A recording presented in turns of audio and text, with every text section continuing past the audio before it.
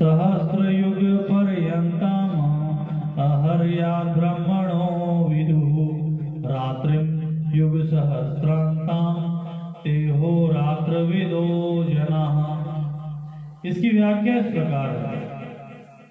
सत्य, त्रेता, द्वापर और कली मृत्युलोक के इन चारों युगों को एक चतुर्युगी कहते हैं। ऐसे 1000 चतुर्युगी बीतने पर ब्रह्मा जी का एक दिन होता है और 1000 चतुर्युगी बीतने पर ब्रह्मा जी की एक रात होती है। दिन रात की इसी गणना के अनुसार 100 वर्ष की ब्रह्मा जी की आयु होती है। ब्रह्मा जी की आयु के 100 वर्ष बीतने पर ब्रह्मा जी परमात्मा में लीन हो जाते हैं और उनका ब्रह्मलोक भी प्रकृति में लीन हो जाता है तथा प्रकृति परमात्मा में लीन हो जाती है। कितनी बड़ी आयु क्यों न हो, पर वह भी काल की अवधि वाली ही है। ऊंचे से ऊंचे कहे जाने वाले जो भोग हैं वे भी संयोग जन्य होने से दुखों के ही कारण हैं। ये किम स्पर्शजा भोगा दुख यो नय एवते, और काल की अवधि वाले हैं, केवल भगवान ही कालातीत हैं। इस प्रकार काल के तत्व को जानने वाले मनुष्य ब्रह्मलोक तक के दिव्य भोगों को किंचित मात्र महत्व नहीं देते। ब्रह्मा जी के दिन और रात को लेकर जो सर्ग और प्रलय होते हैं उसका वर्णन आगे के 2 श्लोकों में करते हैं। अव्यक्ता व्यक्तयः सर्वाः प्रभवन्त्य हरागमे रात्या गमे प्रलीयन्ते तत्र वा व्यक्त संज्ञके। इसकी व्याख्या इस प्रकार है। मात्र प्राणियों के जितने शरीर हैं उनको यहाँ व्यक्त्यः और 14वें अध्याय के 4थे श्लोक में मूर्तियां कहा गया है। जैसे जीव कृत सृष्टि अर्थात मैं और मेरापन को लेकर जीव की जो सृष्टि है, जीव के नींद से जागने पर वह सृष्टि जीव से ही पैदा होती है और नींद के आ जाने पर वह सृष्टि जीव में ही लीन हो जाती है। ऐसे ही यह स्थूल समष्टि सृष्टि दिखती है वह सब की सब ब्रह्मा जी के जागने पर उनके सूक्ष्म शरीर से अर्थात प्रकृति से पैदा होती है और ब्रह्मा जी के सोने पर उनके सूक्ष्म शरीर में ही लीन हो जाती है। तात्पर्य यह हुआ कि ब्रह्मा जी के जागने पर तो सर्ग होता है और ब्रह्मा जी के सोने पर प्रलय होता है। जब ब्रह्मा जी के 100 वर्ष की आयु बीत जाती है तब महाप्रलय होता है जिसमें ब्रह्मा जी भी भगवान में लीन हो जाते हैं। ब्रह्मा जी की जितनी आयु होती है उतनी ही महाप्रलय का समय रहता है। महाप्रलय का समय बीतने पर ब्रह्मा जी भगवान से प्रकट होते हैं तो महासर्ग का आरंभ होता है। गीता 9वें अध्याय का 7वां 8वां श्लोक।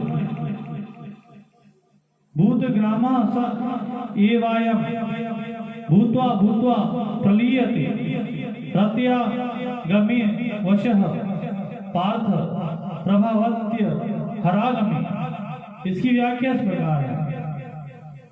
भूतग्रामः स एवायम्, अनादिकाल से जन्म मरण के चक्कर में पड़ा हुआ यह प्राणी समुदाय वही है जो कि साक्षात मेरा अंश, मेरा स्वरूप है। मेरे सनातन अंश होने से यह नित्य सर्ग और प्रलय तथा महासर्ग और महाप्रलय भी यही था और आगे भी यही रहेगा।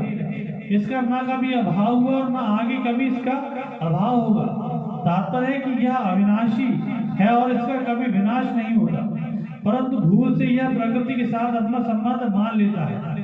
प्रकृति पदार्थ शरीर आदि तो बदलते रहते हैं, उत्पन्न और नष्ट होते रहते हैं, पर यह उनके संबंध को पकड़े रहता है।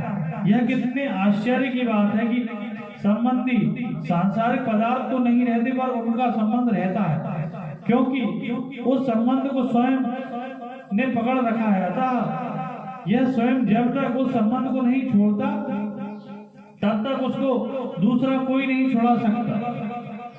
उस संबंध को छोड़ने में वह स्वतंत्र है, सबल है। वास्तव में यह उस संबंध को रखने में सदा परतंत्र है, क्योंकि वे पदार्थ तो हरदम बदलते रहते हैं पर यह नया का नया संबंध पकड़ता रहता है। जैसे बालक को इसने नहीं छोड़ा और न छोड़ना चाहा पर वह छूट गया, ऐसे ही जवानी को इसने नहीं छोड़ा पर वह छूट गई, और तो क्या शरीर को भी नहीं छोड़ना चाहता पर वह भी छूट जाता है।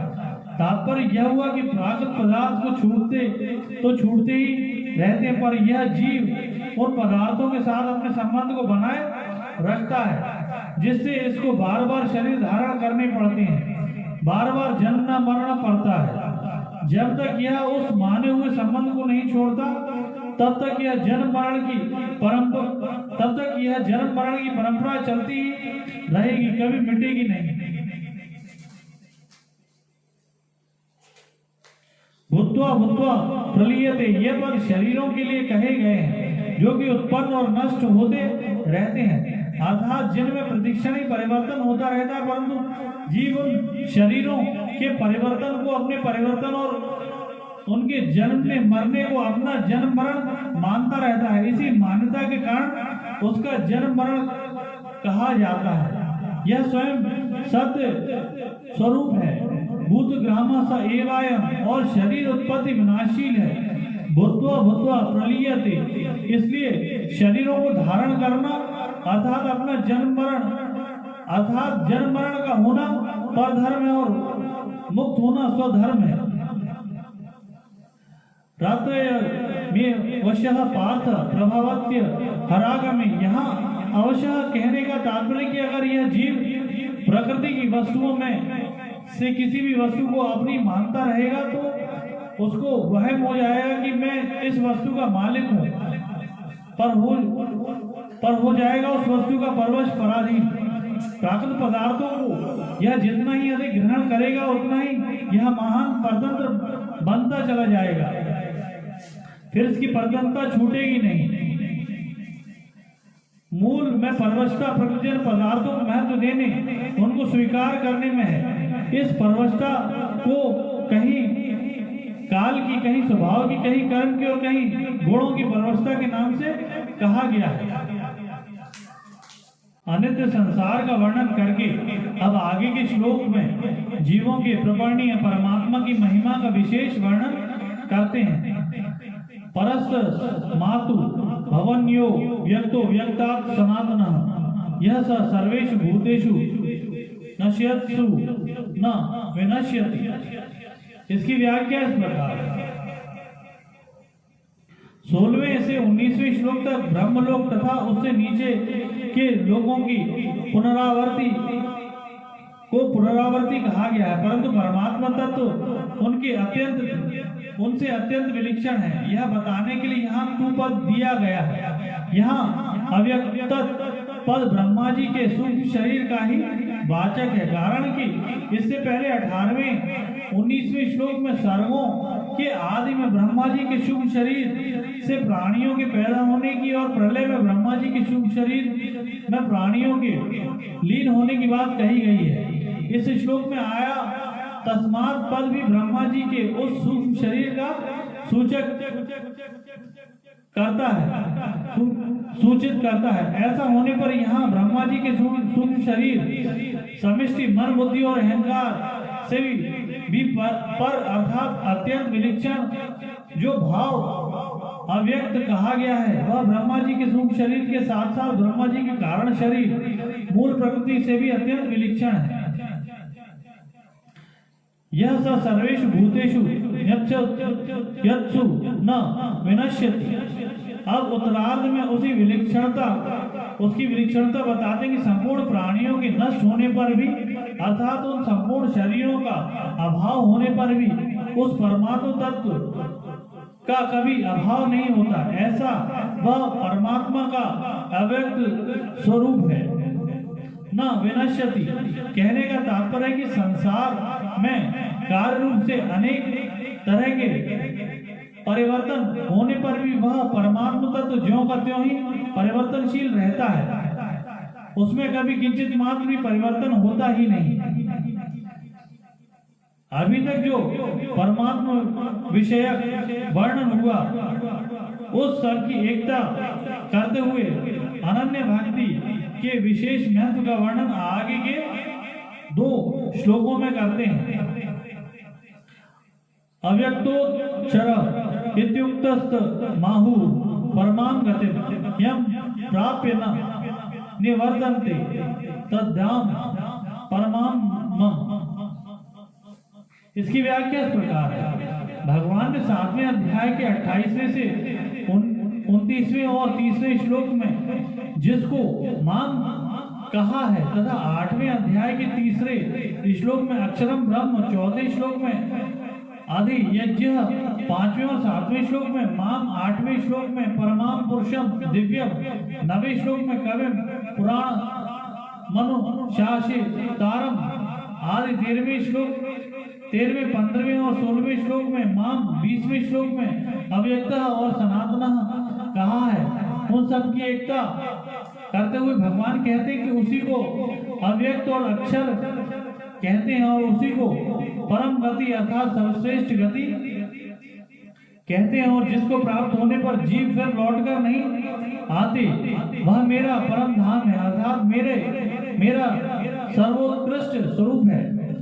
इस प्रकार जिस प्रमाणीय वस्तु को अनेक रूपों में कहा गया है उसकी यहाँ एकता की गई है।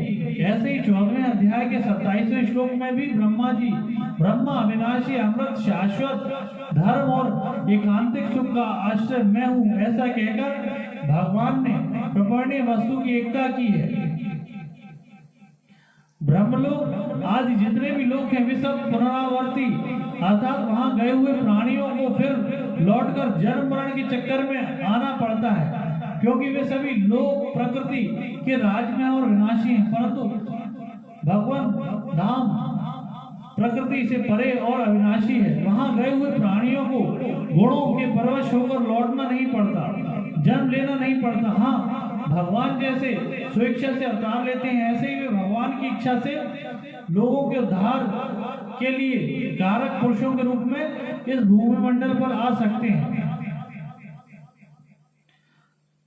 पुरुषः स परः पार्थ भक्त्या लभ्यस्त वर्णन्यया यस्यांतः स्थानि भूतानि येन सर्वमिदं ततम्। इसकी व्याख्या इस प्रकार है।